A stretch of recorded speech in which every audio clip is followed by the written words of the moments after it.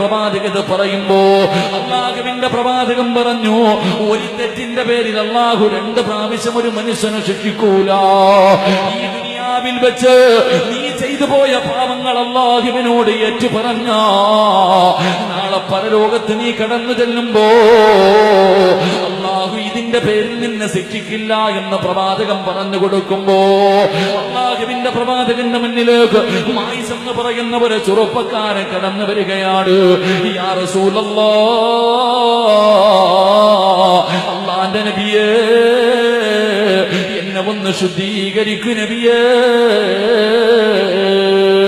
അല്ലാഹുവിന്റെ പ്രവാചകന്റെ മുന്നിലേക്ക് മായിസ് എന്ന് പറയുന്ന ഒരു ചെറുപ്പക്കാരൻ കടന്നു വരികയാണ്. അവിടെന്ന് പറഞ്ഞു, നബിയേ, ഞാൻ വ്യഭിചരിച്ചു നബിയേ, എന്നെ ശുദ്ധീകരിക്കൂ നബിയേ. അല്ലാഹുവിന്റെ പ്രവാചകൻ കേൾക്കാത്തതുപോലെ പോ മായിസ്, പോ മായിസ്. അല്ലാഹുവിന്റെ പ്രവാചകൻ അവിടെന്ന് പറഞ്ഞു വിടുകയാ. കാരണം എന്തെന്നറിയുമോ? വ്യഭിചരിച്ചവനെ എറിഞ്ഞു കൊല്ലണമെന്നാണ് ഇസ്ലാമിന്റെ നിയമം. അല്ലാഹുവിന്റെ പ്രവാചകർ പോയിട്ടൊന്ന് തൗബ ചെയ്യട്ടെ എന്ന് പറഞ്ഞ് മായിസിനെ പറഞ്ഞു വിടുകയാ. ചെറുപ്പക്കാരനായ മായിസ് റളിയല്ലാഹു തആല അൻഹു വീട്ടിൽ പോയി കിടന്നുറങ്ങുന്ന സമാധാനമില്ല, ഉറക്കം വരുന്നില്ല, ഉറക്കം വരുന്നില്ല. എഴുന്നേറ്റില്ല. ഹദ്റത്ത് റസൂലില്ലാഹ് അല്ലാഹുവിന്റെ പ്രവാചകന്റെ മുന്നിലേക്ക് രണ്ടാമതും കടന്നു വന്നു. യാ റസൂലല്ലാഹ്, അല്ലാഹുവിന്റെ നബിയേ, എന്നെ ഒന്ന് ശുദ്ധീകരിക്കൂ നബിയേ. അല്ലാഹുവിന്റെ റസൂല് വിളിച്ചു പറയുന്നു, സഹാബ, മായിസ് കള്ളു കുടിച്ചിട്ടുണ്ടോ എന്ന് നോക്ക് സഹാബ. ബോധമില്ലാതെ എന്തോ വിളിച്ചു പറയുന്നു. സഹാബത്ത് പറഞ്ഞു, ഇല്ല നബിയേ, മായിസ് കള്ളു കുടിച്ചിട്ടില്ല നബിയേ. മൂന്നാമതും അല്ലാഹുവിന്റെ പ്രവാചകന്റെ ചാരത്ത് വന്നിട്ട് മായിസ് റളിയല്ലാഹു തആല അൻഹു അവിടെന്ന് പറയുന്നു, നബിയേ, ഞാൻ വ്യഭിചരിച്ചു നബിയേ. എനിക്കറിയാം എന്നെ എറിഞ്ഞു കൊല്ലണമെന്നാണ് ഇസ്ലാമിന്റെ നിയമമെന്ന് എനിക്കറിയാം.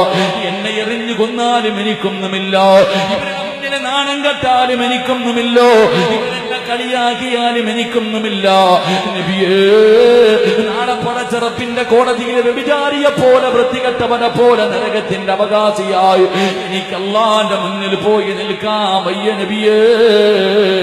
ഒരു തെറ്റിന്റെ പേരില് ഈ ദുനിയാവിലെറിഞ്ഞു കൊന്നാൽ മരണം കൊണ്ടെങ്കിലും അതിനവരവസാനമുണ്ടല്ലോ, എനിക്കത് സഹിക്കാൻ കഴിയുമല്ലോ. പക്ഷേ നരകത്തിന്റെ ശിക്ഷ താങ്ങാൻ എന്നെ കൊണ്ട് കഴിയില്ല. ഇവിടെ വെച്ച് ഈ ശിക്ഷ ഏറ്റുവാങ്ങിയ നാളെ പടച്ച റബ്ബിന്റെ കോടതിയിൽ ചെല്ലുമ്പോ അല്ലാഹു എന്നോട് കരുണ കാണിക്കുമല്ലോ നബിയേ. അതുകൊണ്ട് എന്നെ എറിഞ്ഞു കൊല്ലാ പറ നബിയേ. അവസാനം തെറ്റ് അംഗീകരിച്ചപ്പോ അല്ലാഹുവിന്റെ പ്രവാചകൻ അവിടെന്ന് പറയുന്നു, സ്വഹാബാ, മായിസിനെ എറിഞ്ഞു കൊല്ല് സ്വഹാബാ. പറഞ്ഞു തീരേണ്ട താമസമുണ്ടല്ലോ, അല്ലാഹുവിന്റെ റസൂല് പറഞ്ഞു തീരേണ്ട താമസമുണ്ടല്ലോ. സഹാബത്ത് കല്ല് പറക്കിയിട്ട് മായിസ് റളിയല്ലാഹു തആല ഇവരെ എറിയുകയാണ്. റബ്ബേ, 4 ഭാഗത്ത് നിന്നും എറിയുകയാ. അതാ തല പൊട്ടികെട്ട്, ശരീരം പൊട്ടികെട്ട്, രക്തമിങ്ങനെ ഒലിക്കുകയാണ്. മായിസ് റളിയല്ലാഹു തആല ഓടുകയാ. സഹാബത്ത് പുറകെ ഓടി നടന്ന് എറിയുകയാണ്. കുറെ സമയം കഴിഞ്ഞപ്പോ സഹാബത്ത് വന്ന് പറയുന്നു, യാ റസൂലല്ലാഹ്, അല്ലാഹുവിന്റെ റസൂലേ, മായിസ് ഓടി രക്ഷപ്പെട്ട് കളഞ്ഞു നബിയേ. അല്ലാഹുവിന്റെ റസൂലൊന്നും മിണ്ടിയില്ല, അല്ലാഹുവിന്റെ റസൂലൊന്നും മിണ്ടിയില്ല. കുറെ സമയം കഴിയുമ്പോ അതാ ശരീരത്തിലൂടെ രക്തമൊലിപ്പിച്ചുകൊണ്ട് പൊട്ടിക്കരഞ്ഞുകൊണ്ട് മായിസ് റളിയല്ലാഹു തആല അൻഹു ഇലാ ഹദ്റത്തി റസൂലില്ലാഹ് അല്ലാഹുവിന്റെ പ്രവാചകന്റെ മുന്നിലേക്ക് കടന്നു വരികയാ. യാ റസൂലല്ലാഹ്, അറിഞ്ഞുകൊണ്ട് ഓടിയതല്ല നബിയേ,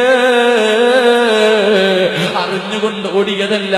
ശരീരം വേദനിച്ചപ്പോ മരണവപ്രാളത്തിൽ അറിയാതെ ഓടിപ്പോയതാ നബിയേ.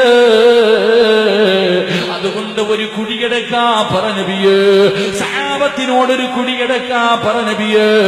എന്നിട്ട് എന്റെ കയ്യും കാലും കെട്ടിയിട്ടിട്ട് ആ കുഴിക്കകത്ത് ഇറക്കി നിർത്തിയിട്ട് എറിയാ പറഞ്ഞബിയേ.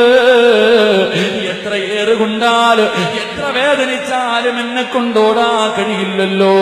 അല്ലാഹുവിന്റെ പ്രവാചകനോട് മായിസ് റളിയല്ലാഹു തആല അൻഹു അവിടെന്ന് പറയുമ്പോ അവസാനം സഹാബത്ത് എറിഞ്ഞു കൊല്ലുകയാണ്. കുറെ നാളുകൾക്ക് ശേഷം അല്ലാഹുവിന്റെ പ്രവാചകനും സ്വഹാബത്തും ആ ഖബറിന്റെ ചാരത്തുകൂടെ നടന്നു പോകുമ്പോ ഒരു സ്വഹാബി പറഞ്ഞു, ദുനിയാവും ആഖിറവും നഷ്ടപ്പെടുത്തിയവനാണ് മായിസ്. അല്ലാഹുവിന്റെ റസൂൽ പറഞ്ഞ മറുപടി എന്തെന്നറിയോ? സ്വഹാബാ, നിങ്ങൾക്കറിയാത്തത് പറയല്ലേ, മായിസ് സ്വർഗത്തിലാണ് സഹാബോ.